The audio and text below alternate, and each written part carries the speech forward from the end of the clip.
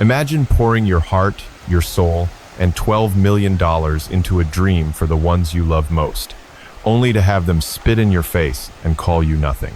What would you do if your own flesh and blood turned on you, trading your sacrifices for a knife in the back?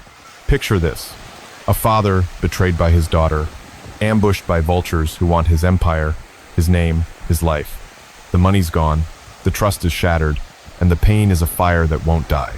But what happens when a man who built a city from nothing decides to fight back? Buckle up, because this Boise tale of greed, lies, and redemption will leave you speechless.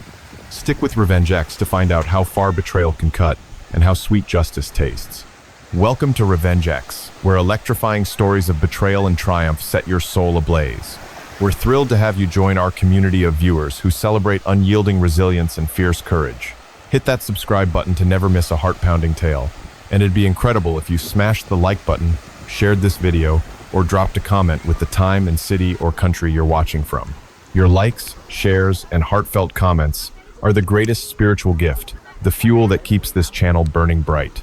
Now, buckle up for a story that'll hit you right in the feels. Let's dive in. My name is Walter Grayson, a 70-year-old widower who clawed his way from a dirt-poor kid in Boise, Idaho, to the owner of Grayson Construction, a company that built half the skyline in this city. 4 decades of sweat, 16-hour days, and a stubborn refusal to quit turned me into a man worth $20 million. But money doesn't buy family, and it sure as hell doesn't buy loyalty. I thought my daughter, Emily, and her husband, Nathan, were my legacy, my reason for every sacrifice. I gave them a mansion in the Boise Highlands, a $10 million gift wrapped in love and trust. But last December, I learned the hard way that love can be a one-way street, and trust can be a knife in the back. What they did to me wasn't just betrayal, it was a calculated theft of everything I'd built. And what I did next. Let's just say justice has a way of finding its mark. It was a Thursday evening, the kind of frigid Boise night where the wind cuts through your coat like a betrayal cuts through your heart. I pulled into the driveway of Emily's sprawling 8-bedroom estate, a house I'd paid for with a $5 million down payment and $7 million more in mortgage payments over 10 years. My back ached from a day spent reviewing contracts, my mind still tangled in budgets and bids. The porch light glowed an oddity, since Nathan never bothered with it unless I nagged him. Something felt off, like the moment before a foundation cracks. I stepped inside, expecting the familiar chaos of their Labrador, Duke, bounding toward me. Instead, silence hit me like a wall, broken only by the clink of fine china and hushed, scheming voices from the living room. There, lounging on the leather sectional I'd bought for $30,000, sat Nathan's mother, Margaret Hensley, her silk scarf draped like armor, sipping tea from a porcelain cup I'd gifted Emily for her wedding. Nathan stood nearby, arms crossed, eyes glued to the floor like a guilty child. Emily perched beside her mother-in-law, her diamond bracelet glinting under the chandelier, a bracelet I'd paid for with a $100,000 bonus I'd earned last year. Across from them was Victor Crane, a slick property developer with a shark smile, and beside him, my old friend Charlie Malone, looking uncomfortable, his calloused hands fidgeting. Charlie had been with me since the early days, a loyal foreman who'd never let me down. "Walter," Margaret said, her voice dripping with condescension, "we need to have a serious talk." Nathan shifted, still avoiding my gaze. Emily spoke, her tone sharp as broken glass. "Dad, you can't come to the house anymore. It's not your place." The word slammed into me like a wrecking ball. I froze, my breath catching. "Not my place? What the hell are you talking about?" Margaret set her cup down with a deliberate clink. "Let's be clear, Walter. This house is Nathan's now. We've handled the paperwork. You're not needed here." Victor smirked, leaning back. "No offense, Grayson, but your construction yard stories don't fit with our crowd. We're hosting investors this Christmas, big players. You'd stick out like a sore thumb." Emily nodded, her voice cold. "It's just business, Dad. You wouldn't understand." I turned to Nathan, my voice shaking with disbelief. "You're kicking me out of the house I paid for? $12 million, Nathan. Every mortgage payment, every renovation, every damn light bulb in this place came from my account. I sold 3 of my best projects to cover your debts when you tanked your startup. And now I'm not welcome?" Nathan flinched, but said nothing. Emily rolled her eyes. "Don't be so dramatic, Dad. You're a builder, not a billionaire. We appreciate the help, but this is our life now. You don't belong at our table." Margaret chimed in, her tone venomous. "Honestly, Walter, your late wife Ellen knew her limits. She didn't try to overstep like you do.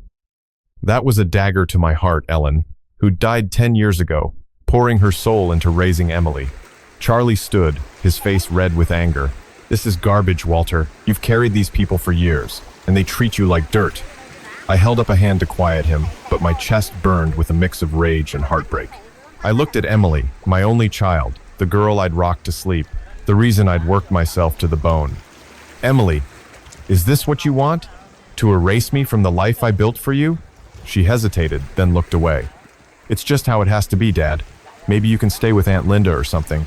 We'll figure it out later. Later. Like I was a problem to be shelved. Victor laughed, his voice oily. Come on, old man. Don't make a scene. Just go. This isn't your world. Margaret nodded. You should be grateful we didn't change the locks. My hands trembled, not from fear, but from a fury I hadn't felt since I fought to save my company from bankruptcy.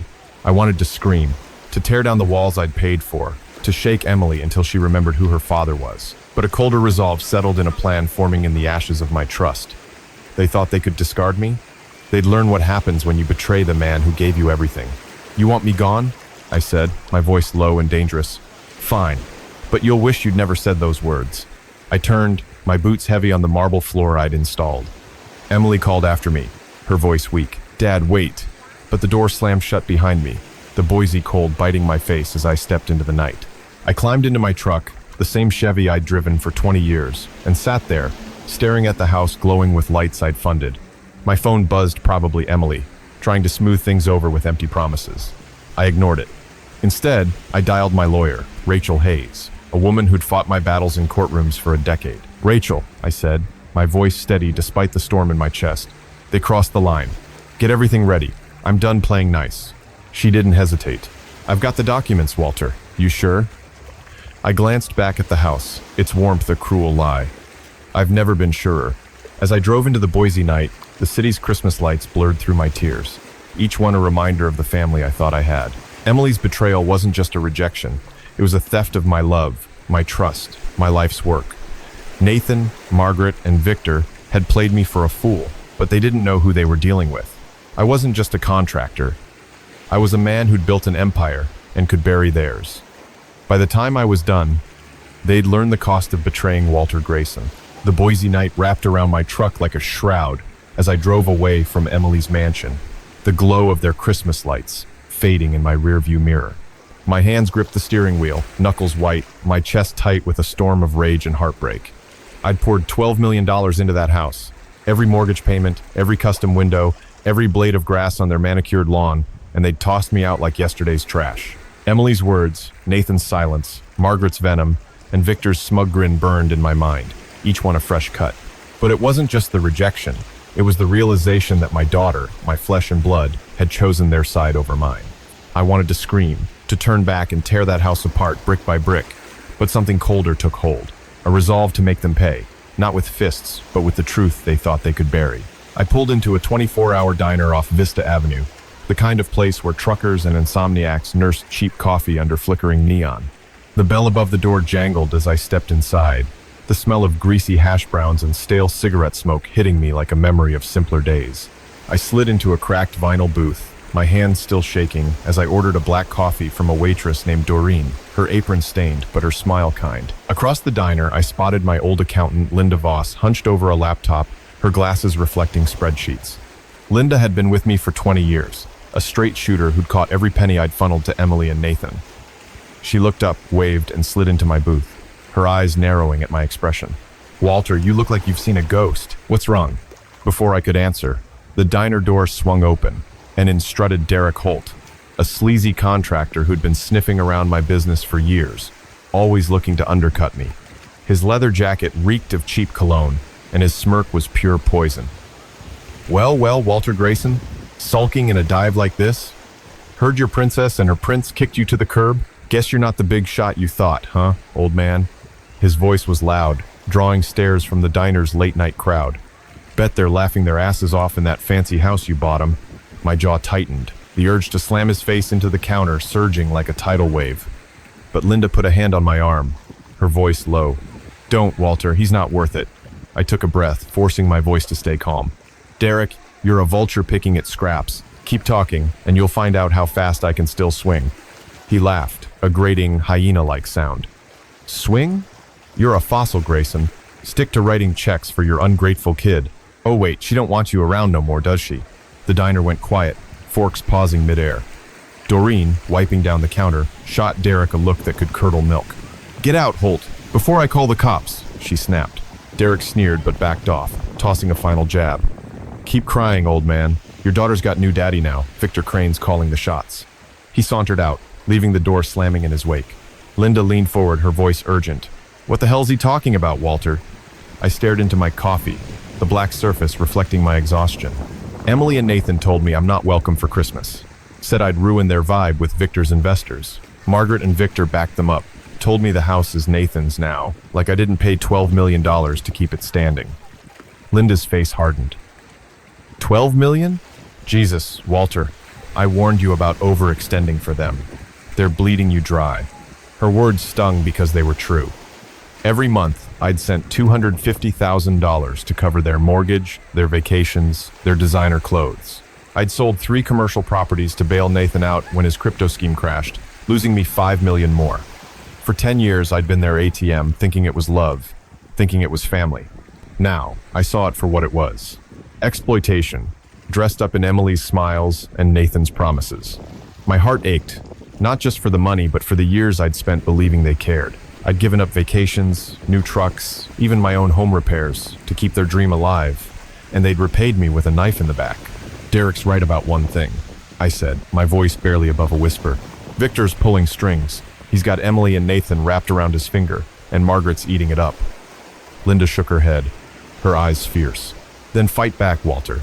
You built an empire. You don't let some slick developer and your spineless son-in-law take it.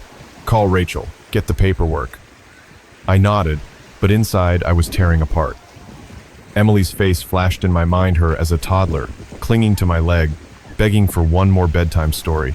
How did that girl become this woman, willing to erase me for a better social media post? The diner door jangled again, and in walked Jenna Pierce, a real estate agent who'd brokered deals for me but always played both sides. She slid into the booth, uninvited, her perfume sharp and her smile sharper. Heard about your little family drama, Walter, she said, her tone dripping with fake sympathy. Tough break, getting cut out of your own daughter's life. But let's be real, you're a bit rough around the edges for their high-class crowd. Why don't you just let it go? Maybe sell me that house cheap, and I'll smooth things over with Emily. Her words were a punch, but her offer was a betrayal worse than Emily's. She knew the house was mine, knew every payment came from my account, yet here she was, trying to profit off my pain. I leaned forward, my voice low and dangerous. Jenna, you think you can swoop in and steal what I built? That house is mine, every nail, every shingle. You tell Victor and Margaret they're playing with fire. Her smile faltered, but she recovered, tossing her hair. Don't get testy, Walter. I'm just trying to help. You're out of your league here. She stood, leaving a business card on the table like a taunt. Linda grabbed my hand, her voice steady. You're not alone, Walter. I've got your back, and so does Rachel. Don't let these vipers win. Her loyalty was a lifeline, pulling me back from the edge. But as I sat there, the diner's hum fading into the background, my mind churned. Emily's betrayal wasn't just personal. It was a conspiracy. Victor's involvement screamed of a deeper plan, maybe to flip the house, maybe to push me out of Boise's elite circles. Margaret's cruelty wasn't just snobbery. It was a calculated move to break me. And Nathan's silence? That cut deepest, a son too weak to stand up for the father who'd given him everything. I paid for my coffee, left a $20 tip for Doreen, and stepped into the cold. My phone buzzed Nathan, probably with some half-assed apology. I let it go to voicemail. Instead, I dialed Rachel again. It's worse than I thought, I said, my voice hard. Victor's in on it, and they're trying to rewrite the story. I need you to dig into the title, the payments, everything, and get ready to serve papers. Rachel's voice was calm, professional. I'm on it, Walter. They won't know what hit them. As I climbed into my truck, the Boise skyline loomed ahead, a testament to my life's work. Emily and Nathan thought they could erase me, but they'd forgotten who I was. I wasn't just their bank. I was Walter Grayson, a man who'd built empires and broken stronger men than Victor Crane. They wanted war? I'd give them one they'd never forget. The Boise skyline faded into the rear view as I drove back to my modest ranch house on the edge of town, the kind of place that hadn't seen a fresh coat of paint since Ellen passed. The dashboard clock glowed 10 p.m., but my mind was a furnace, burning through the layers of betrayal. Emily, Nathan, Margaret, and Victor had piled on me. $12 million, every mortgage payment, every chandelier, every damn rosebush in their yard had come from my sweat, my sacrifice. And they'd spat in my face, telling me I wasn't good enough for their Christmas table. My heart pounded with a mix of fury and grief, the kind that makes you want to smash something or sob until you can't breathe. I'd given them everything, thinking it was for family, but now I saw it for what it was. A con, a long game played by people who saw me as a walking checkbook. But I wasn't done yet. They'd started this war, and I'd finish it. I pulled into my driveway, the gravel crunching under my tires, and killed the engine. The porch light flickered, a repair I'd put off because every spare dollar had gone to Emily's dream life. Inside, the house was quiet, too quiet, the kind of silence that amplifies your thoughts until they scream. I dropped my keys on the kitchen counter, the same Formica Ellen and I had picked out 30 years ago, and sank into a chair. My phone buzzed again, Nathan's name flashing like a warning. I let it ring, each chime a reminder of his cowardice. Then a text popped up from an unknown number. "You're done, Grayson. Keep pushing, and we'll bury you." Victor. It had to be. The threat lit a new fire in my chest, but before I could respond, a knock at the door jolted me upright. It was Mike Torres, my oldest friend and the site manager for Grayson Construction. His flannel shirt rumpled from a long day at the yard. Mike's loyalty was ironclad.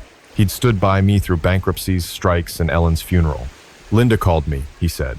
Stepping inside, his boots leaving dirt on my worn linoleum, said, "You're in deep shit with Emily's crew. What's going on, Walt?" I poured him a coffee, my hands steady despite the storm inside. "They kicked me out of their Christmas, Mike. Said I'm not classy enough for Victor Crane's investors. Told me my house is Nathan's now, like $12 million of my money never existed." Mike's jaw dropped, his eyes blazing. 12 million? Shit, Walt, you paid for their whole damn life. And they pull this?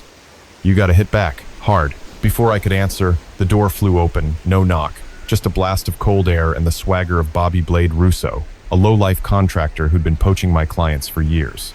His shaved head gleamed under my porch light, and his grin was pure venom. "Heard you got kicked out of your kid's palace, Grayson," he sneered, his voice dripping with street-smart scorn. "Guess you ain't the big dog no more, huh? Shoulda known your princess would ditch you for a slick prick like Crane. You're just a washed-up old man with a fat wallet and no spine." The room crackled with tension, Mike stepping forward like he was ready to deck Bobby. I held up a hand, my voice low but sharp. "Bobby, you're a cockroach feeding off my scraps. Keep talking, and I'll squash you." Bobby laughed, a harsh bark. "Squash me? You can't even keep your own daughter from shitting on you. Word's out. Grayson Victor's saying you're a has-been, and Emily's telling everyone you're just a loudmouth with a checkbook. Better crawl back to your tool shed before we burn what's left of your name." Mike lunged, but I grabbed his arm, my eyes locked on Bobby. "Get out," I said, my voice a blade, "or I'll make sure every contractor in Boise knows you're Victor's lapdog." Bobby's smirk faltered, but he tossed a parting shot. "You're done, old man. Victor's got plans for that house, and you ain't in 'em." He sauntered out, the door slamming behind him. I sank back into my chair, my heart a battlefield. Emily's betrayal wasn't just personal anymore. It was public, a calculated smear. Victor wasn't just a guest, he was orchestrating this, maybe angling to flip the house for profit. Margaret's cruelty, Nathan's silence, and now Bobby's taunts. It was a conspiracy to erase me. My mind flashed to Ellen, her gentle laugh, her faith in Emily's goodness. I'd promised her I'd always protect our girl, but how do you protect someone who's turned on you? The weight of it crushed me. The grief of losing not just money, but the daughter I'd raised, the family I'd believed in. Mike paced, his voice thick with anger. "Walt, this ain't just about Christmas. They're trying to take everything, your money, your name, your legacy. You can't let them." He was right, but the pain was paralyzing. I'd built skyscrapers, weathered recessions, but this, my own blood turning against me, felt like a building collapsing on my chest. I wanted to forgive Emily, to believe she'd been manipulated, but her cold dismissal in the living room burned too deep. Then my phone buzzed again, this time a voicemail from Claire Dempsey, a real estate broker I'd worked with on commercial deals. Her voice was smooth, opportunistic. "Walter, I heard about the drama with Emily. Tough break. Look, I could help you offload that house, say $8 million, quick sale. I'll talk to Nathan, keep it discreet. Call me." I stared at the phone, my blood boiling. Claire, another vulture, thinking she could profit off my pain, probably in cahoots with Victor. The house was worth 15 million, and she knew it. Her offer was a slap, another betrayal layered on top of Emily's parting to theirs. Mike sat across from me, his eyes steady. "You're Walter Grayson, man. You built half this city. Don't let these snakes take you down. Call Rachel, get the title, the bank statements, everything. Show him who's boss." His loyalty anchored me, pulling me back from the edge of despair. I nodded, my resolve hardening. "You're right, Mike. They think they can rewrite my story, but I've got the receipts." I grabbed my phone and dialed Rachel again. "Claire Dempsey just called, trying to lowball me on the house," I said, my voice cold. "Victor's behind this, and I want proof. Dig into his deals, his connections with Nathan, and get those mortgage records ready, every one of the $12 million I paid." Rachel's voice was calm, lethal. "I'm on it, Walter. They're about to learn what happens when you cross you." As I hung up, the kitchen felt different, like the air had shifted. The silence wasn't empty anymore, it was charged, a prelude to battle. I looked at Ellen's photo on the fridge, her smile a reminder of the promises I'd kept. Emily might have forgotten who I was, but I hadn't. Victor, Margaret, Nathan, Claire, Bobby, they'd all underestimated me. I wasn't just a contractor. I was a man who'd built an empire from nothing, and I'd tear theirs down to the foundation if I had to. The fight was just beginning, and I was ready to play dirty. The Boise night clung to me like a second skin as I sat in my kitchen, the silence of my old ranch house broken only by the hum of the fridge and the distant bark of a neighbor's dog. My phone lay face down on the counter, Nathan's ignored voicemails piling up like unpaid bills. $12 million, every payment, every sacrifice, every dream I'd poured into Emily's life had been reduced to a dismissal, a sneer from Victor, a cold shrug from Margaret. Bobby's taunts and Claire's vulture-like offer still burned in my ears, each word a nail in the coffin of the family I thought I had. My heart was a war zone, torn between the love I still carried for Emily and the rage at her betrayal. I wanted to march back to that mansion, rip the deed from their hands, and scream until they understood the pain they'd caused. But I'd learned long ago that rage alone builds nothing. Strategy does. And tonight, I was laying the foundation for their downfall. I stood, my boots heavy on the linoleum, and walked to the bedroom, the air thick with memories of Ellen's laughter, her gentle touch. The closet door creaked as I pulled out an old leather suitcase, the one we'd used for our last trip to Yellowstone before she got sick. I didn't cry, tears were for men who'd given up, but my chest ached as I folded a week's worth of clothes. Flannel shirts, jeans, the basics. I packed my toothbrush, my charger, my laptop, and left everything else, the framed photos of Emily's graduation, the quilt Ellen had sewn, the watch she'd given me for our 20th anniversary. Let them stay, I thought. Let Nathan and Emily live with the ghosts of what they'd destroyed. As I zipped the suitcase, a sharp knock rattled the front door. I froze, half expecting Bobby to barge in again with his street rat grin. Instead, it was Rosa Martinez, my office manager of 15 years. Her coat dusted with snow, her eyes fierce with loyalty. "Mike called me," she said, stepping inside without waiting for an invitation. "Said Emily's crew's trying to screw you over. What do you need, Walter? I'll pull every file, every record tonight if I have to." Her devotion hit me like a warm wave, a reminder that some people still saw me as more than a bank account. Before I could respond, headlights flashed through the window, and a sleek black SUV screeched into my driveway. Out stepped Travis T-Bone Walsh, a crooked supplier who'd been overcharging my company for years, his gold chain glinting under the streetlight. "Yo, Grayson, you washed up piece of shit," he bellowed, his voice pure Boise back alley venom. "Heard your little girl's done with you. Victor says you're a nobody now, just a broke-ass grandpa clinging to his glory days. Why don't you crawl back to your shitty little house and stay out of our way?" His laugh was a blade, slicing through the quiet night, drawing a neighbor's curious glance from across the street. Rosa stepped forward, her voice low but lethal. "Back off, T-Bone, or I'll make sure every contractor in Idaho knows you're ripping them off."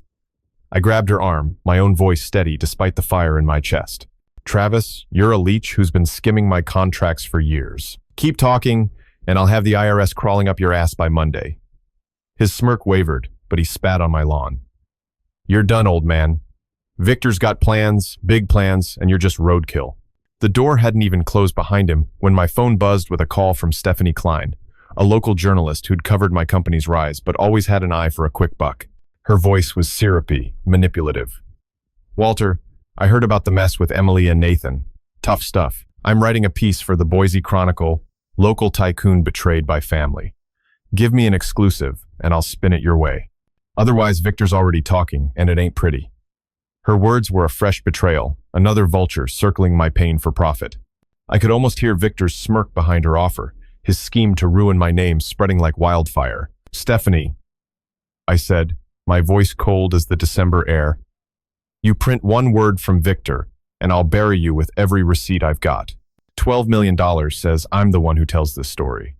I hung up, my hands shaking not from fear, but from a clarity I hadn't felt in years. Emily's betrayal wasn't just personal anymore. It was a public execution, orchestrated by Victor, fueled by Margaret's elitism, and now amplified by bottom feeders like Travis and Stephanie. My mind churned with images of Emily as a child, her tiny hand in mine as we built sandcastles at Lake Lowell. How had she become this stranger, willing to sell me out for a seat at Victor's table? The grief was a physical weight, pressing on my lungs, but it was matched by a growing resolve, a need to reclaim what was mine, not just the house, but my dignity. Rosa sat across from me, her eyes steady. Walter, you're not alone. Me, Mike, Rachel, we've got you. They think they can erase you, but they don't know who they're messing with. Her words were a lifeline, pulling me back from the edge of despair. I nodded, my jaw tight. They want to play dirty? Fine, I've got the deed, the bank statements, everything. They'll learn what happens when you cross Walter Grayson. I grabbed my suitcase and headed for the door, Rosa following close behind. Where are you going? She asked. A hotel downtown, I said. Somewhere quiet where I can think. I need to be ready for what's coming. She hesitated, then pulled a folder from her bag. I brought these copies of the mortgage records. Every payment you made. $12 million, Walter, all in your name. Use it. I took the folder, the weight of it grounding me. Thanks, Rosa. Your family, real family. As I stepped onto the porch, Travis's SUV peeled out, his middle finger raised through the window. I ignored him, my eyes on the Boise skyline, its lights a reminder of the empire I'd built. Emily and Nathan thought they could rewrite my story, but they'd forgotten the man who'd raised them up. Victor's threats, Margaret's sneers, Stephanie's opportunism, they were all part of the same game, one they thought they'd won. But I wasn't out yet. I'd walk away tonight, but only to sharpen my blade. The house was mine, the truth was mine. And soon, they'd all know the cost of betraying Walter Grayson. The Boise skyline glittered through the smudged window of my hotel room at the Grove, a modest downtown spot with thin walls and a lumpy queen bed. I'd checked in after leaving my ranch house, needing a quiet space to think, to plot. The suitcase sat unopened in the corner, a silent reminder of the life I'd walked away from. $12 million every mortgage payment, every custom fixture in Emily and Nathan's mansion had been my gift to them, and they'd repaid me with a public execution of my dignity. Victor's threats, Margaret's elitism, Travis's taunts, and Stephanie's opportunism churned in my mind, each a fresh wound. My heart was a furnace of grief and fury, torn between the daughter I'd raised and the stranger who'd cast me out. I wanted to believe Emily could still be saved, that she was trapped in Victor's web, but her cold dismissal in that living room haunted me. I wasn't just fighting for my house, I was fighting for the truth, for the man I'd been before they made me feel like nothing. I sat on the bed, the folder Rosa had given me, spread out like a battle map. Mortgage statements, bank records, all stamped with my name. Proof of $12 million poured into their lives. The number stared back at me, a ledger of my naivety.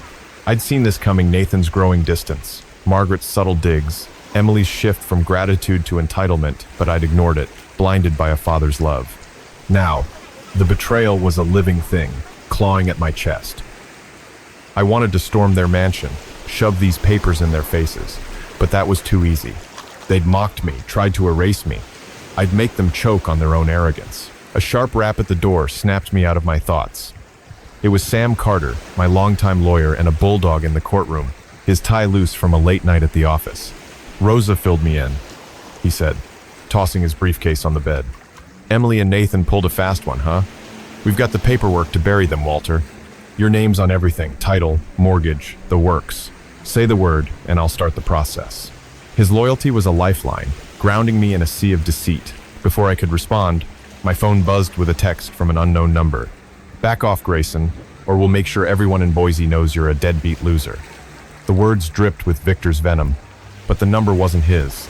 Another layer of their game. I showed it to Sam, who frowned. They're escalating. We need to move fast. But the door swung open, no knock, just a burst of cheap cologne and attitude. It was Jimmy Slick Malone, a shady loan shark who'd circled my business during lean years, his gold tooth glinting under the hotel's fluorescent lights. Well, Walter Grayson, holed up in this dump, he sneered, his voice pure Boise street trash. Heard your kid's done with you, old man. Victor says you're a broke-ass has. Been crying in a cheap hotel while he's living large in your house. Should have stayed in your lane, Pops. Sam stepped forward, his voice low. Get out, Jimmy, before I have you arrested for trespassing. But Jimmy laughed, a grating cackle. Arrest me? You think you're still hot shit, Grayson? Victor's got your daughter and her dumbass husband eating out of his hand. They're laughing at you, man calling you a washed-up nobody who thought money could buy love. His words were a sledgehammer, each one smashing against the fragile hope I'd clung to, that Emily might still care. I stood, my voice ice cold. Jimmy, you're a bottom feeder who'd sell his own kids for $1. Tell Victor he's playing a game he can't win. I've got the receipts, and I'm coming for what's mine. Jimmy's smirk faltered, but he spat on the carpet. Keep dreaming, Grandpa. Victor's already got buyers lined up for that house. Your history. He swaggered out, leaving the door ajar, the cold air seeping in like doubt. Sam shut it, his jaw tight. He's not wrong about Victor's plans, Walter. I checked Crane's been meeting with developers, sniffing around your properties. This isn't just about the house. They're trying to tank your legacy. My phone buzzed again, this time a voicemail from Ellie Harper, a former client turned socialite who'd always played both sides in Boise's elite circles. Her voice was smooth, manipulative. Walter, I heard about the drama with Emily. Such a shame. Look, I can mediate talk to Nathan, smooth things over. But you've got to play nice. Maybe sign over the house for, say, $9 million? I'll make sure it's discreet. The offer was a gut punch. Another betrayal wrapped in fake concern. $9 million for a $15 million house I'd paid $12 million to maintain? Ellie was in Victor's pocket, another pawn in his scheme to strip me bare. Are you enjoying the story so far? I'd love to hear your thoughts. Just drop a quick comment below to share how you feel. It only takes a few seconds. But your words give me the motivation and inspiration to make every chapter more thrilling and engaging. Go ahead, let me know what's on your mind. And now, let's dive back into the story. I showed Sam the message, my hands trembling with rage. They're circling like sharks, I said, my voice barely steady. Victor's not just after the house, he's trying to ruin me, and Emily's letting him. The thought of my daughter, my little girl who'd once begged me to push her on the swing, siding with a snake like Victor was a knife to my soul. I'd spent 10 years building her world, sacrificing my own new trucks, vacations, even my health to give her everything. Now, she was part of a plot to erase me. The grief was a weight, crushing my lungs, but it fueled a fire I hadn't felt since I started my company. I wasn't just fighting for money. I was fighting for the man I'd been, the father who'd believed in family above all. Sam sat across from me, his eyes steady. Walter, you're not alone. Rosa, Mike, me, we're with you. Victor's playing dirty, but you're smarter. Use the documents. Sell the house, cut them off, and let them drown in their own mess. His words were an anchor, pulling me back from despair. I nodded, my resolve hardening. You're right. They think they can break me, but I've got the truth, $12 million worth of it. I opened the folder. The mortgage records a testament to my sacrifice. Call Rachel, I told Sam. Tell her to prepare the sale. I want it fast, legal, and loud enough to make Victor choke on his own smugness. Sam grinned, already dialing. They won't know what hit him. As he stepped into the hall to make the call, I looked out at the Boise skyline. Its lights a reminder of the empire I'd built. Emily, Nathan, Victor, Margaret, Jimmy, Ellie, they'd all underestimated me. They thought they could rewrite my story, but I held the pen. I'd walk away tonight, but only to sharpen my blade.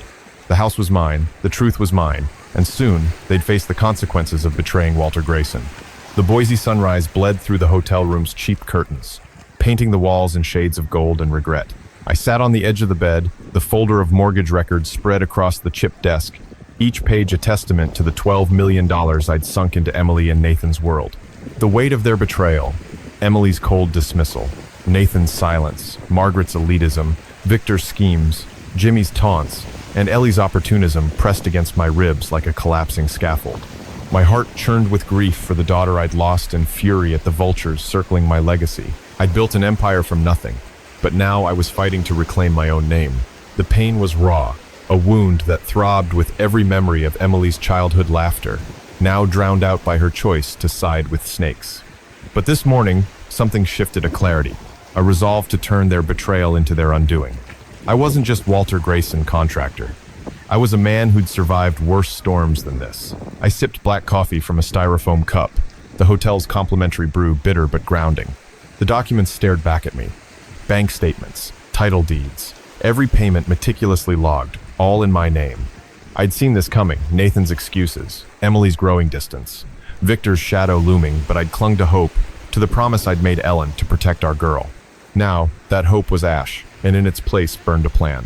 I'd sell the house, expose their lies, and let them choke on the consequences. My phone buzzed, Nathan's name flashing again. I ignored it, but a new voicemail popped up from an unknown number. I played it, and Victor's voice slithered through, dripping with street-smart venom. Yo, Grayson, you're a pathetic old fuck. Still crying over your kid's house? Keep this up, and I'll make sure Boise spits on your name. Sell cheap or get crushed, asshole. The threat was a match to gasoline, but I didn't flinch. He'd overplayed his hand. A knock at the door pulled me from my thoughts. It was Pete Delgado, my chief engineer, and a friend who'd built bridges with me, literal and figurative, for 20 years. His flannel was rumpled, his eyes heavy with concern. Sam called, he said, stepping inside. Said Victor's trying to ruin you. I brought the property records you asked for every deal you've done since 2095. You're not fighting this alone, Walt. His loyalty was a lifeline, a reminder of the family I'd built outside blood. I handed him a coffee, my voice steady. Pete, they think they can erase me. $12 million says they're wrong. Before I could elaborate, the door burst open. No knock, just a blast of arrogance and cigarette smoke. It was Vince the Hammer, Russo, Bobby's cousin, and a crooked city inspector who'd been shaking down my projects for years. His sneer was pure Boise back alley filth. Well, look at this sad sack hiding in a shitty hotel, he barked, his voice loud enough to rattle the walls. Victor says you're done, Grayson, a broke-ass dinosaur who thought he could buy his kid's love. Newsflash, old man, Emily's laughing at you, and I'm here to make sure you stay down. Hand over that house, or I'll have your permits pulled by sundown. His laugh was a chainsaw, cutting through the room's quiet, drawing a glare from Pete. Pete stepped forward, his fists clenched. Back off, Vince, or I'll shove those threats where the sun don't shine. I held up a hand, my voice cold as steel. Vince, you're a two-bit crook who's been fleecing my site since you got that badge. Threaten me again, and I'll have the state board crawling up your ass. Vince's smirk twitched, but he leaned in, his breath reeking. You're roadkill, Grayson. Victor's got the city in his pocket, and your daughter's too busy kissing his ass to care about you. Stay out of our way, or we'll burn your whole legacy to the ground. He stormed out, leaving the door swinging. Pete slammed it shut, his face red. Walt, this is bigger than the house. Victor's got inspectors, developers, maybe even City Hall. You need to hit back now. My phone buzzed again, this time a call from Monica Reed, a rival developer who'd always played nice to my face but never missed a chance to undercut me. Her voice was smooth, manipulative. Walter, I heard about the family drama. Such a mess. Look, I can help talk to Emily, broker a deal. Sign the house over for $10 million and I'll keep it quiet. No need to drag this out. The offer was a knife. Another betrayal dressed in silk. $10 million for a $15 million house I'd paid $12 million to maintain. Monica was Victor's puppet, another cog in his machine to strip me bare.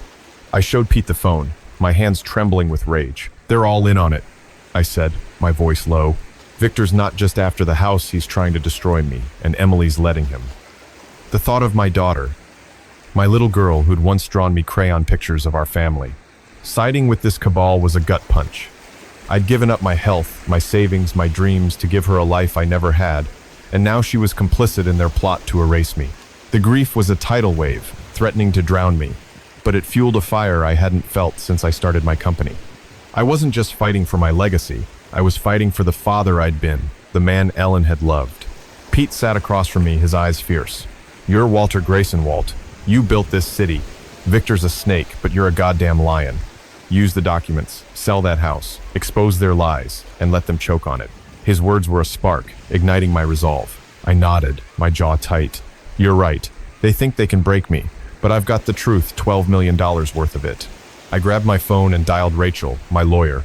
Her voice, a calm anchor in the storm. Victor's got city inspectors and developers in his pocket, I said. Monica Reed just tried to lowball me $10 million for the house. Dig deeper into Victor's deals and get the sale papers ready. I want this done fast and loud. Rachel's voice was sharp, ready. I'm on it, Walter. They'll regret crossing you. As I hung up, the hotel room felt charged, like the air before a thunderstorm. I looked at the Boise skyline, its lights a testament to my life's work. Emily, Nathan, Victor, Margaret, Vince, Monica, they'd all underestimated me. They thought they could rewrite my story, but I held the proof. I'd left my home to clear my head, but now I was ready to strike. The house was mine, the truth was mine, and soon they'd face the reckoning they'd earned. The Boise morning sun spilled through the hotel's cracked blinds, casting jagged shadows across the desk, where my battle plan lay a folder stuffed with mortgage records, bank statements, and the undeniable truth of $12 million I'd poured into Emily and Nathan's world. The weight of their betrayal, Emily's dismissal, Nathan's cowardice, Margaret's venom, Victor's schemes, Jimmy's taunts, and Monica's opportunism sat heavy on my chest, a mix of grief and rage that threatened to choke me. Every document was a reminder of the life I'd sacrificed for them, and every memory of Emily's childhood, a summer day teaching her to ride a bike, her laughter echoing through our old backyard cut deeper than Victor's threats. I wanted to believe she was still the girl who'd clung to me, but the woman who'd cast me out was a stranger. My heart wrestled with the urge to forgive her, to storm that mansion and beg for answers. But I knew better. This wasn't about love anymore. It was about survival.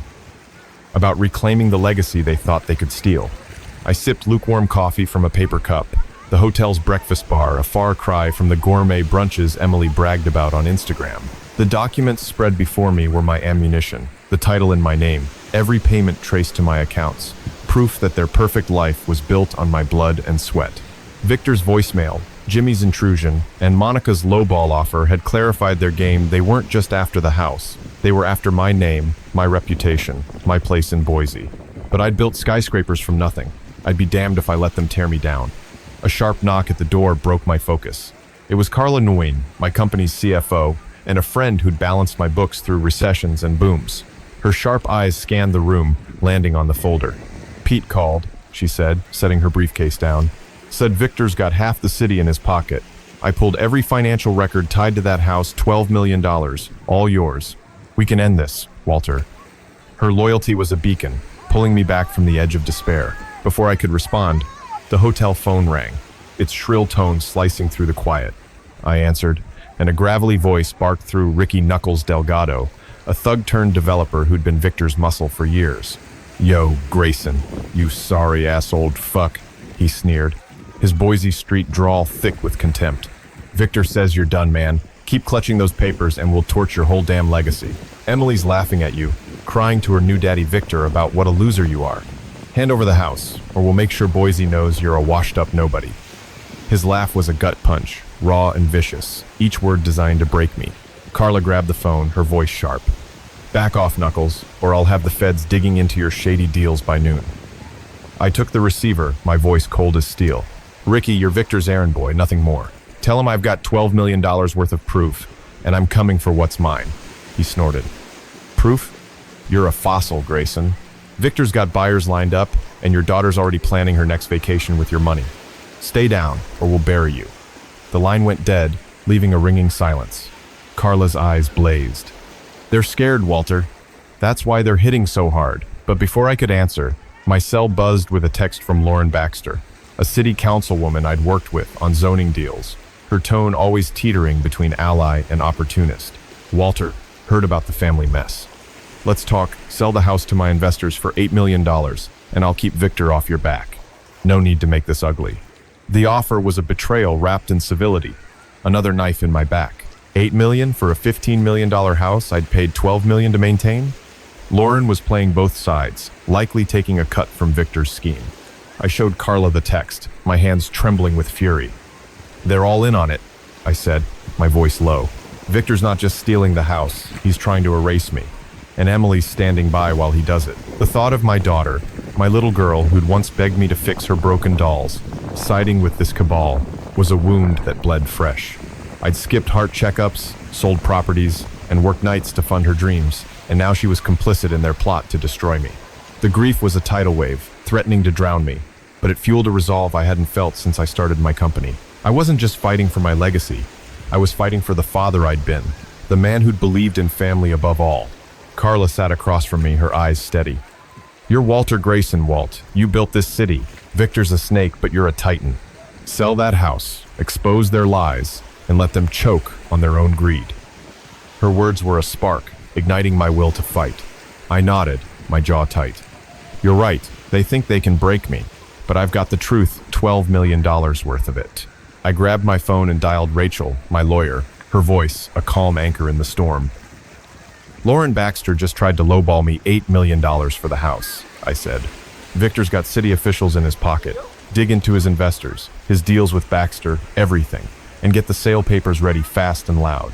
Rachel's voice was sharp, ready. "I've got it, Walter. They'll wish they never crossed you." But the hits kept coming. As Carla packed up her briefcase, a pounding at the door made us both freeze. It was Eddie Voss, a disgraced ex-employee I'd fired for stealing supplies, now a lackey for Victor. He barged in, his face red, his voice a street-fueled snarl. "You're a dead man walking, Grayson," he spat. "Victor's got the whole damn city laughing at you, poor old Walter, crying over his ungrateful kid. Give up the house, or we'll make sure your company's next on the chopping block." Carla stepped forward, her voice lethal. "Get out, Eddie, before I call the cops." I stood, my eyes locked on his. "Eddie, you're a rat who got caught with his hand in my till. Tell Victor his days of playing king are over." Eddie laughed, a harsh, guttural sound, but he backed off, tossing a final jab. "You're nothing, Grayson. Emily's ashamed of you, and Victor's gonna make sure everyone knows it." The door slammed behind him, leaving the room charged with tension. Carla grabbed my arm. "Don't let them get in your head, Walt. You've got the proof, the team, the fight. We're with you." I looked out at the Boise skyline. Its lights a testament to my life's work.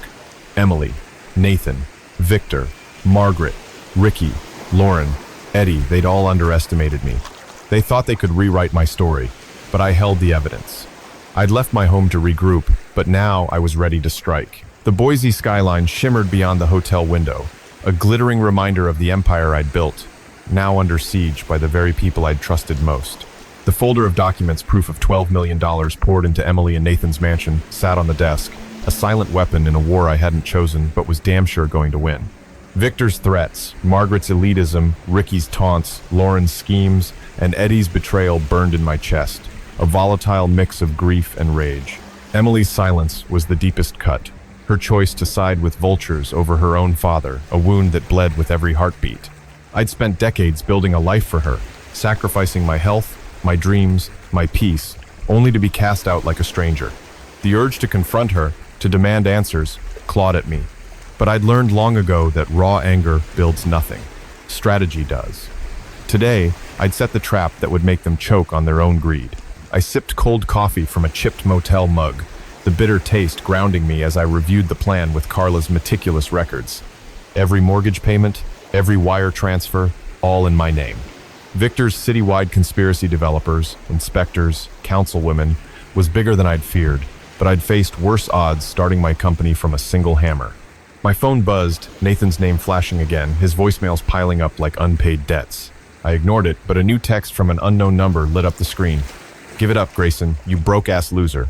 Victor's got Boise locked down. You're nothing." The venom was pure Victor, another jab to keep me down. I deleted it, my resolve hardening like concrete. A knock at the door broke the silence. It was Joanne Riley, my longtime project manager, her work boots still dusted with site dirt, her eyes fierce with loyalty. "Carla called," she said, dropping a stack of property contracts on the desk. "Said Victor's playing dirty. I pulled every deal you've got with the city. Nobody's touching your legacy while I'm around, Walter." Her devotion was a lifeline, a reminder that some bonds held stronger than blood. Before I could respond, the door flew open. No knock, just a blast of stale whiskey and arrogance. It was Tony T-Bone Garcia, a corrupt city planner who'd been skimming kickbacks from my projects for years, his smirk as sharp as a switchblade. "Well, look at this pathetic old fuck, hiding in a roach motel," he sneered, his Boise Street drawl dripping with contempt. "Victor says you're done, Grayson. Emily's calling you a washed-up nobody, crying to her new pals about how you embarrassed her. Hand over that house, or I'll have your company's permits yanked by tomorrow." His laugh was a gut punch, loud and vicious, meant to break me in front of Joanne. Joanne stepped forward, her voice a low growl. "Get out, T-Bone, or I'll make sure every contractor in Idaho knows you're Victor's bitch." I stood, my voice cold as steel. "Tony, you're a parasite who's been bleeding my projects dry. Threaten me again, and I'll have the state ethics board tearing your life apart." His smirk twitched, but he leaned in, his breath sour. "You're roadkill, old man. Victor's got the mayor's ear, and your daughter's too busy kissing his ass to give a shit about you. Keep pushing, and we'll burn your name to ashes." He stormed out, slamming the door so hard the frame rattled. Joanne's eyes blazed. "They're scared, Walter. That's why they're hitting this hard." But before I could answer, my phone rang, the caller ID showing Greg Hammond, a local bank executive who'd handled my loans but always played both sides. His voice was slick, manipulative. "Walter heard about the mess with Emily. Tough break. I can help talk to Nathan, smooth things over. Sell the house to my investors for $7 million. Quick and quiet. No need to drag this out." The offer was a betrayal wrapped in fake concern, a knife twisted deeper. $7 million for a $15 million house I'd paid $12 million to maintain? Greg was Victor's pawn, another cog in a machine to strip me bare. I showed Joanne the phone, my hands shaking with fury. "They're all in on it," I said, my voice low. "Victor's not just after the house, he's trying to destroy my name. And Emily's letting him." The thought of my daughter, my little girl who'd once run to me with scraped knees, siding with this cabal, was a wound that festered. I'd missed birthdays, worked weekends, sold my dreams to fund her life, and now she was complicit in their plot to erase me. The grief was a storm, threatening to break me, but it fueled a fire I hadn't felt since I built my first skyscraper. I wasn't just fighting for my legacy, I was fighting for the man Ellen had loved, the father who'd believed in family above all. Joanne sat across from me, her eyes steady. "You're Walter Grayson, Walt. You built this city. Victor's a snake, but you're a goddamn mountain. Sell that house, expose their lies, and let them drown in their own filth." Her words were a spark, reigniting my will to fight. I nodded, my jaw tight. "You're right. They think they can break me, but I've got the truth. $12 million worth of it." I grabbed my phone and dialed Rachel, my lawyer, her voice a calm anchor in the chaos. "Greg Hammond just tried to lowball me $7 million for the house," I said. "Victor's got city planners and bankers in his pocket. Dig into his financials, his ties to Hammond, everything. And get the sale papers ready fast, legal, and loud enough to make them choke." Rachel's voice was sharp, ready. "I'm on it, Walter. They'll regret crossing you." But the hits kept coming. As Joanne gathered her contracts, a loud bang on the window made us jump. It was Nikki Salazar, a disgraced PR agent I'd once hired, now working for Victor. She pressed her face against the glass, her voice a street-fueled snarl. "You're a dead man, Grayson," she shouted. "Victor's got the whole city laughing at your sorry ass. Emily's telling everyone you're a loser who can't let go. Give up the house, or we'll make sure your company's blacklisted by Monday." Joanne yanked the curtains shut, her voice lethal. "Back off, Nikki, or I'll have you sued for harassment." I stepped to the window, my eyes locked on hers. "Nikki, you're a sellout who tanked my last campaign. Tell Victor his empire's built on sand, and I'm bringing the storm." Nikki flipped me off, her laugh a harsh cackle, but she backed away, disappearing into the Boise night. Joanne grabbed my arm. "Don't let them get in your head, Walt. You've got the proof, the team, the fight. We're with you." I looked out at the skyline, its lights a testament to my life's work. Emily, Nathan, Victor, Margaret, Tony, Greg, Nikki, they'd all underestimated me. They thought they could rewrite my story, but I held the evidence. I'd retreated to regroup, but now I was ready to strike. The house was mine, the truth was mine, and soon they'd face a reckoning that would shake their world to its core. The Boise sun hung low, casting long shadows across the hotel parking lot. As I sat on the balcony with a stale bagel and a styrofoam cup of coffee, the city's skyline mocking me with its permanence. The folder of documents proof of $12 million I'd sunk into Emily and Nathan's mansion lay heavy in my lap, each page a scar from their betrayal. Victor's schemes, Margaret's sneers, Tony's threats, Greg's lowball offers, and Nikki's taunts swirled in my mind, a hurricane of deceit that threatened to drown me. Emily's complicity cut deepest, her silence louder than any insult. I'd given her everything, my savings, my health, my heart, only to be cast out like a beggar. The grief was a vice around my chest, squeezing tighter with every memory of her as a child, her tiny hand in mine at the county fair, now replaced by the cold stranger who'd chosen Victor's world over mine. I wanted to run to her, to shake her until she remembered who I was, but that Walter was gone. The man left standing was ready to burn their lies to the ground. My phone buzzed, Nathan's name flashing again. His voicemail's a desperate plea I couldn't bear to hear. I ignored it, but a new text from an unknown number sliced through. "You're fucked, Grayson. Keep this up, and we'll make sure Boise buries you. Victor's venom, no doubt. Another attempt to break me. I was about to delete it when a car horn blared outside, followed by a shout. I leaned over the balcony and saw Ray Bulldog Carter, a sleazy property flipper who'd been Victor's right hand for years, leaning out of a black pickup, his voice pure Boise street filth. "Yo, Grayson, you washed up old prick," he bellowed, loud enough to turn heads in the parking lot. "Emily's done with your sorry ass. Victor's got that house locked down, and you're just a broke-ass nobody crying in a cheap motel.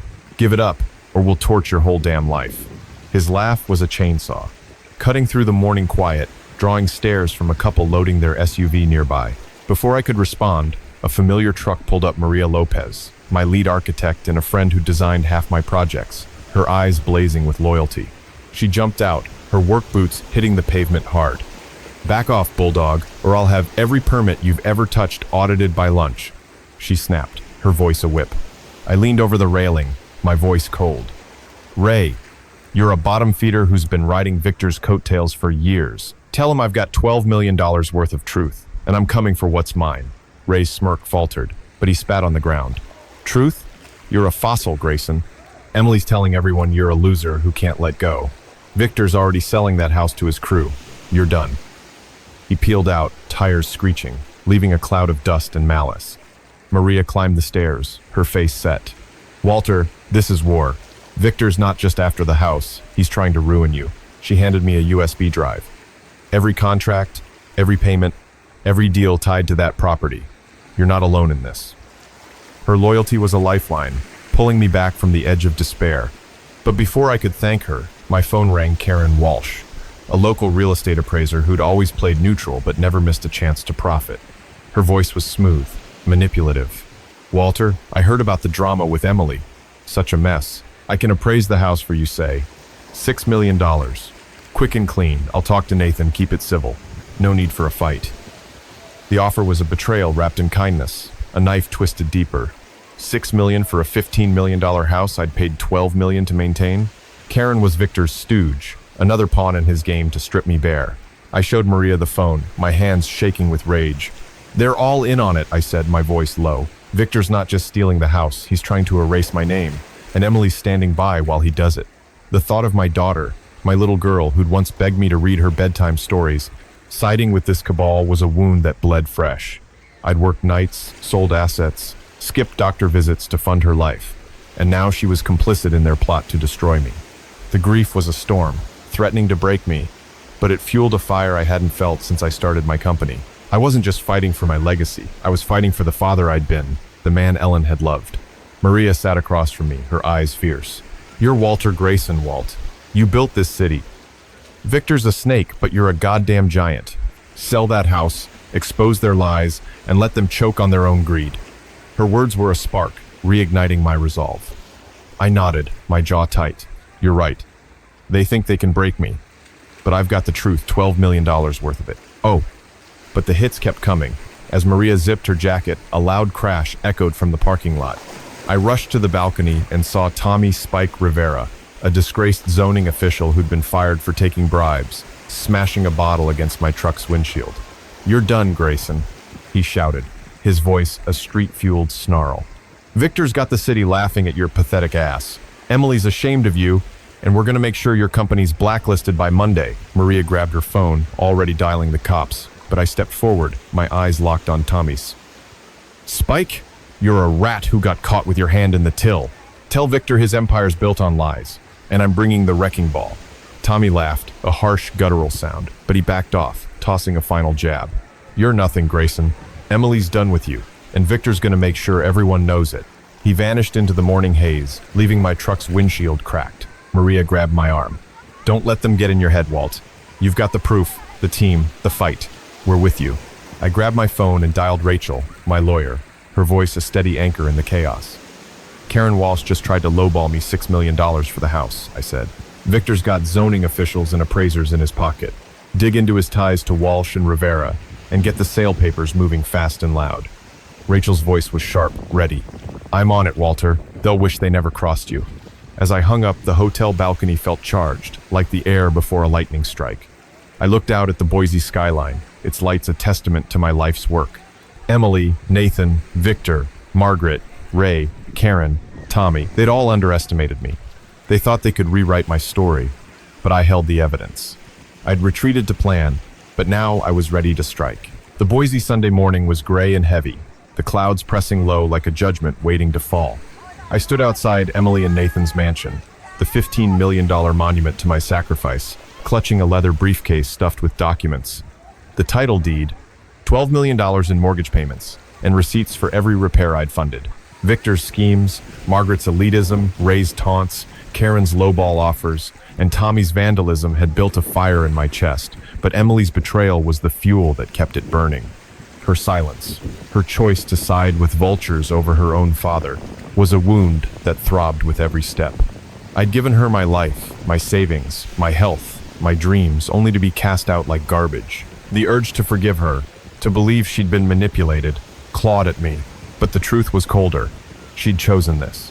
Today, I'd make them all face the consequences, and I'd do it with the precision of a man who'd built an empire from nothing. I adjusted my tie, the same one I'd worn to Ellen's funeral, and checked my watch, 9:59 a.m. The mansion's windows glowed with the pretense of warmth, but I knew the truth behind those walls. My phone buzzed Nathan again, his voicemails a desperate chorus I'd ignored for days. A new text flashed from an unknown number. "You're dead, Grayson. Show up, and we'll make sure you regret it." Victor's venom? Another attempt to scare me off. I deleted it, my resolve steel hard. The door opened before I could knock, revealing Nathan, his face pale, his sweatshirt wrinkled like he hadn't slept in days. Behind him, Margaret sat in an armchair, her silk robe pristine, her eyes sharp with disdain. Victor lounged against the fireplace, his smirk ablaze. A new face emerged, Lila Torres, my former office assistant who'd jumped ship to work for Victor, her smile dripping with betrayal. "Well, look at this sorry old fuck," Victor sneered, his Boise Street drawl cutting through the room. "Crawling back to beg, Grayson? Emily's done with your pathetic ass. You're a nobody now, clinging to papers like they mean shit." His laugh was a gut punch, loud and vicious, meant to humiliate me in front of everyone. Before I could respond, a car pulled up outside, and in walked Diego Alvarez, my longtime site foreman, his work boots heavy on the marble floor I'd paid for. "Walter, I got your call," he said, his eyes fierce with loyalty. "I brought the maintenance logs, every repair you funded, down to the last nail." His presence was a lifeline, a reminder that some bonds held stronger than blood. I set the briefcase on the dining table, my voice calm but lethal. "Victor, you're a snake who's been milking my daughter's greed. These papers say I own this house $12 million, every cent from my account. You're done playing king." Victor laughed, a harsh bark. "Own it? You're a washed-up loser, Grayson. Emily's telling everyone you're a deadbeat who can't let go. This house is mine now, deal's already in motion." Margaret stood, her voice icy. "You're embarrassing yourself, Walter. Leave, or we'll have you escorted out like the trash you are." Lila chimed in, her tone venomous. "Yeah, old man, get lost. Nobody wants you here." Nathan looked away, his silence a fresh betrayal. Diego stepped forward, his fists clenched. "Back off, all of you, or I'll make sure every contractor in Boise knows what you're pulling." But the door swung open again, revealing Tessa Monroe, a local attorney who'd mediated deals for me but always hedged her bets. Her voice was smooth, manipulative. "Walter, let's not make this ugly. I can broker a deal, sell the house for $5 million, and I'll keep Victor from dragging your name through the mud. Be reasonable." The offer was a knife, another betrayal dressed in civility. $5 million for a $15 million house I'd paid $12 million to maintain? Tessa was Victor's pawn, another cog in his machine to strip me bare. I opened the briefcase, pulling out the title deed, my voice steady. "This says I'm the sole owner. $12 million, every payment from my account. You don't get to rewrite that." Nathan's face crumpled, but he said nothing. Victor stepped closer, his smirk gone. "You think papers mean shit? I've got buyers, Grayson and Emily's on board. You're finished." I held his gaze, my voice low. "You're wrong, Victor. I've got the truth, and it's louder than your lies." The room went silent, but the tension was electric. Margaret's eyes narrowed. "You, ungrateful fool. After all, we've done for Emily. You think you can waltz in here?" I turned to her, my voice cutting. "Done for her? I paid for her wedding, her cars, her vacations. $12 million, Margaret, while you sipped wine and called me trash." Diego nodded, his voice fierce. "You tell him, Walt. They've been living off you for years." But the hits kept coming. Lila pulled out her phone, a smug grin spreading. "Check this out, Grayson. Emily posted about you last night, called you a clingy old man who's jealous of her success." She shoved the screen in my face, a social media post with Emily's name, her words a dagger. "Some people can't handle our glow-up, number family first." The post had hundreds of likes, Boise's elite piling on, mocking me. The grief was a tidal wave, drowning me in memories of Emily's childhood, her first day of school, her proud smile when I built her treehouse. How had she become this? I wanted to scream, to beg her to see me, but the man she'd betrayed was gone. Diego grabbed my shoulder, his voice steady. "Don't let them break you, Walt. You've got the proof, the team, the fight. We're with you." I nodded, my jaw tight, and turned to Tessa. "No deal. The house is selling, and I'm serving eviction notices. You're all done here." Victor's face darkened, but I was already moving. The documents, my shield, my resolve, my sword.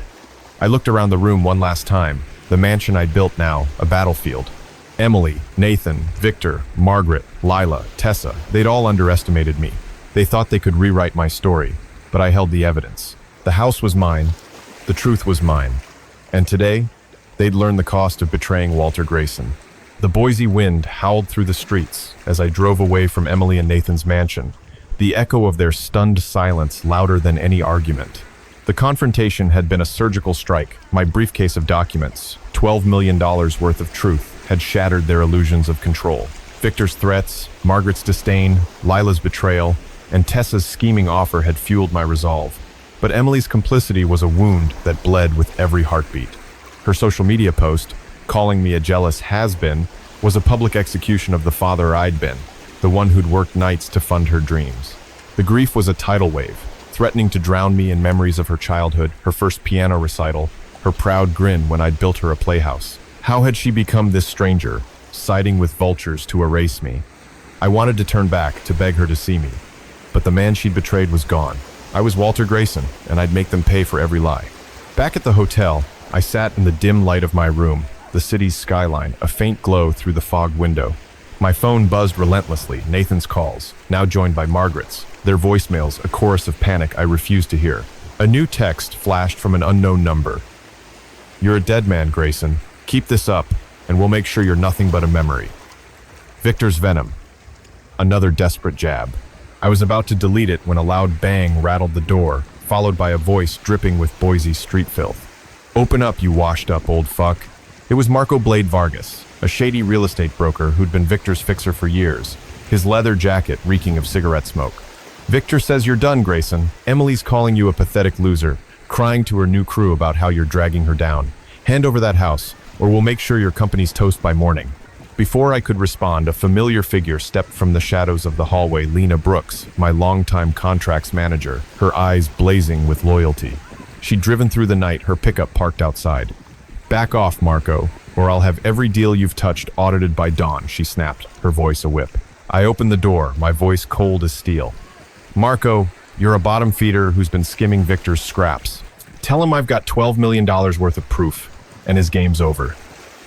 Marco's smirk faltered, but he leaned in, his breath sour. "Proof?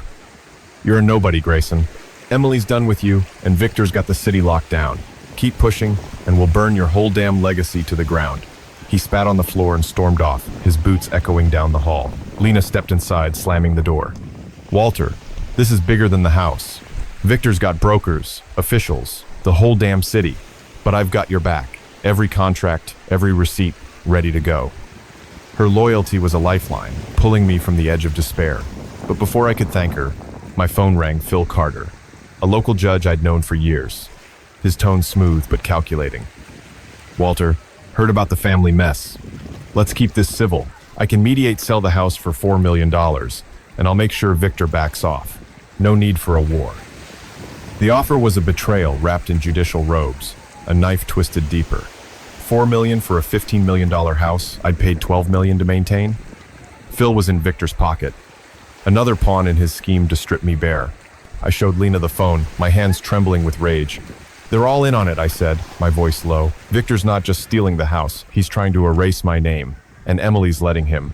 The thought of my daughter, my little girl who'd once begged me to chase fireflies with her, Siding with this cabal was a wound that festered. I'd sold properties, skipped vacations, worked through heart palpitations to fund her life, and now she was complicit in their plot to destroy me. The grief was a storm, threatening to break me, but it fueled a fire I hadn't felt since I started my company. I wasn't just fighting for my legacy, I was fighting for the father I'd been, the man Ellen had loved. Lena sat across from me, her eyes fierce. "You're Walter Grayson, Walt. You built this city. Victor's a snake, but you're a goddamn legend. Sell that house, expose their lies, and let them choke on their own greed."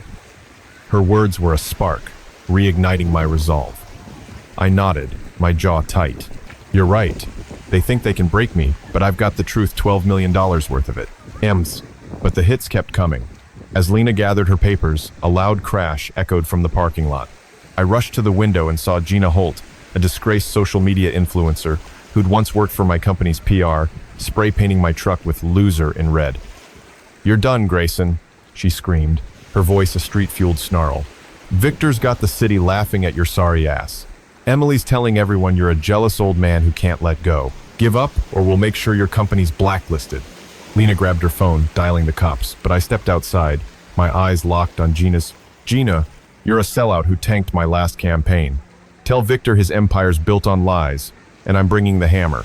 Gina laughed, a harsh, guttural sound, but she backed off, tossing a final jab.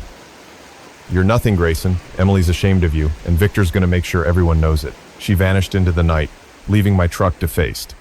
Lena grabbed my arm. "Don't let them get in your head, Walt. You've got the proof, the team, the fight. We're with you." I grabbed my phone and dialed Rachel, my lawyer, her voice a steady anchor in the chaos. "Phil Carter just tried to lowball me $4 million for the house," I said. "Victor's got judges and influencers in his pocket. Dig into his ties to Carter and Holt and get the eviction notices ready fast and loud." Rachel's voice was sharp, ready. "I'm on it, Walter. They'll wish they never crossed you." As I hung up, the hotel room felt charged, like the air before a lightning strike. I looked out at the Boise skyline, its lights a testament to my life's work. Emily, Nathan, Victor, Margaret, Marco, Phil, Gina, they'd all underestimated me. They thought they could rewrite my story, but I held the evidence. The confrontation had set the stage, and now the fallout would bury them. The house was mine, the truth was mine, and soon they'd face a reckoning that would shake their world to its core. The Boise spring sun bathed the city in a golden haze, its warmth a stark contrast to the cold betrayal that had defined my winter. I sat at a corner table in a downtown cafe, my laptop open, the final wire transfer confirmation glowing on the screen. $16 million from the sale of Emily and Nathan's mansion, a house I'd funded with $12 million of my blood, sweat, and dreams. The sale had closed cleanly, a surgical strike that left Victor, Margaret, and their cabal scrambling in the wreckage of their own greed. Emily's social media post, calling me a jealous has-been, still burned in my mind, a public wound that throbbed with every heartbeat. Marco's taunts, Phil's schemes, Gina's vandalism, each was a layer of betrayal, but Emily's choice to side with them was the deepest cut. I'd given her everything, my health, my savings, my heart, only to be discarded like a used tool. The grief was a storm, threatening to drown me in memories of her childhood laughter, now silenced by her betrayal. Yet, as I sipped my coffee, a new clarity emerged. I wasn't just reclaiming my legacy, I was rebuilding myself, stronger, wiser, and free. The cafe's hum-clinking mugs, murmured conversations grounded me in the present. My phone buzzed, Nathan's name flashing again, his voicemails a desperate plea I'd ignored for weeks. A new text from an unknown number sliced through. "You're fucked, Grayson. You sold the house, but we'll make sure Boise never forgets your sorry ass." Victor's venom, a final jab from a man whose empire was crumbling. I was about to delete it when the cafe door swung open and in strutted Frankie Shark Malone, a crooked developer who'd been Victor's enforcer for years, his gold chain glinting under the fluorescent lights. "Well, look at this washed-up old fuck, sipping coffee like he's still somebody," he sneered, his Boise street drawl dripping with contempt. "Emily's telling everyone you're a pathetic loser who tanked her life. You sold her house, Grayson? Big mistake. Victor's got the city locked down, and we're gonna make sure you're nothing but a bad memory." His laugh was a blade, cutting through the cafe's hum, drawing stares from nearby patrons. Before I could respond, a familiar figure stepped through the door. Sophia Reyes, my longtime HR manager, her eyes fierce with loyalty. She'd driven across town, her briefcase stuffed with employee records, proving my company's integrity. "Back off, Frankie, or I'll have every deal you've touched audited by noon," she snapped, her voice a whip. I stood, my voice cold as steel. "Frankie, you're a leech who's been bleeding Victor's scraps. Tell him I've got $16 million and the truth, and his game's over." Frankie's smirk faltered, but he leaned in, his breath sour. "Truth? You're a nobody, Grayson. Emily's done with you, and Victor's got buyers who'll make sure your company's next. Keep pushing, and we'll burn your whole damn legacy to ashes." He stormed out, slamming the door, leaving the cafe in stunned silence. Sophia sat across from me, her eyes steady. "Walter, you did it. The house is gone, and they're falling apart. You're free." Her loyalty was a lifeline, pulling me from the edge of despair. But before I could thank her, my phone rang. Vera Lang, a local charity organizer who'd worked with me on community projects but always played both sides. Her voice was smooth, manipulative. "Walter, I heard about the sale. Such a mess. I can help talk to Emily, smooth things over. Donate $2 million to my foundation, and I'll keep Victor from dragging your name through the mud." The offer was a betrayal wrapped in philanthropy, a knife twisted deeper. $2 million to silence a fight I'd already won? Vera was Victor's pawn, another cog in his machine to exploit my pain. I showed Sophia the phone, my hands trembling with rage. "They're still coming for me," I said, my voice low. "Victor's not just after the house. He's trying to erase my name, and Emily's letting him." The thought of my daughter, my little girl who'd once begged me to braid her hair, siding with this cabal was a wound that festered. I'd worked through heart scares, sold my dreams, and skipped sleep to fund her life, and now she was complicit in their plot to destroy me. The grief was a tidal wave, but it fueled a fire I hadn't felt since I started my company. I wasn't just fighting for my legacy. I was fighting for the man Ellen had loved, the father who'd believed in family above all. Sophia grabbed my arm, her eyes fierce. "You're Walter Grayson, Walt. You built this city. Victor's a snake, but you're a goddamn titan. You've got the knowledge to outsmart them, the strength to move forward. Let them choke on their lies." Her words were a spark, reigniting my resolve. I nodded, my jaw tight. "You're right. They thought they could break me, but I've got $16 million and the knowledge to rebuild." But the hits kept coming. As Sophia gathered her papers, a loud crash echoed outside. I rushed to the window and saw Joey Razor Quinn, a disgraced contractor who'd once worked for me, slashing my truck's tires. "You're done, Grayson," he screamed, his voice a street-fueled snarl. "Victor's got the city laughing at your sorry ass. Emily's telling everyone you're a jealous old man who ruined her life. Give up, or we'll make sure your company's blacklisted." Sophia dialed the cops, but I stepped outside, my eyes locked on Joey's. "Razor, you're a rat who got fired for stealing. Tell Victor his empire's built on lies, and I'm bringing the wrecking ball." Joey laughed, a harsh cackle, but he backed off, tossing a final jab. "You're nothing, Grayson. Emily's ashamed of you, and Victor's gonna make sure everyone knows it." He vanished into the Boise streets, leaving my truck crippled. Sophia grabbed my arm. "Don't let them get in your head, Walt. You've got the knowledge, the team, the fight. We're with you." I returned to the cafe, the weight of the sale settling like dust after a storm. The knowledge I'd gained from this betrayal was hard-won. Family isn't owed, it's earned. The lesson was clear. Trust must be reciprocal, or it's just exploitation. I'd learned the education of resilience, of standing tall when those you love turn against you. The knowledge of my own strength, forged in decades of building, was my new foundation. The lesson of self-worth, the education of letting go, had freed me from their chains. I closed my laptop, the $16 million transfer a testament to my victory. I hadn't bought a new house yet, choosing instead a small condo by the Boise River, quiet and mine.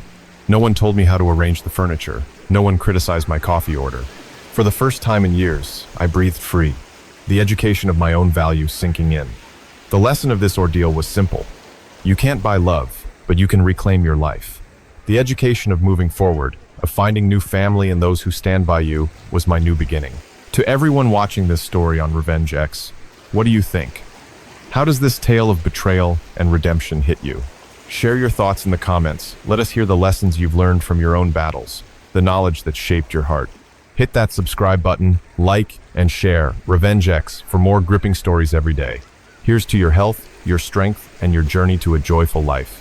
Stay strong, stay healthy, and may every day bring you peace. Goodbye, and we'll see you in the next video with more lessons to inspire and educate. to your health.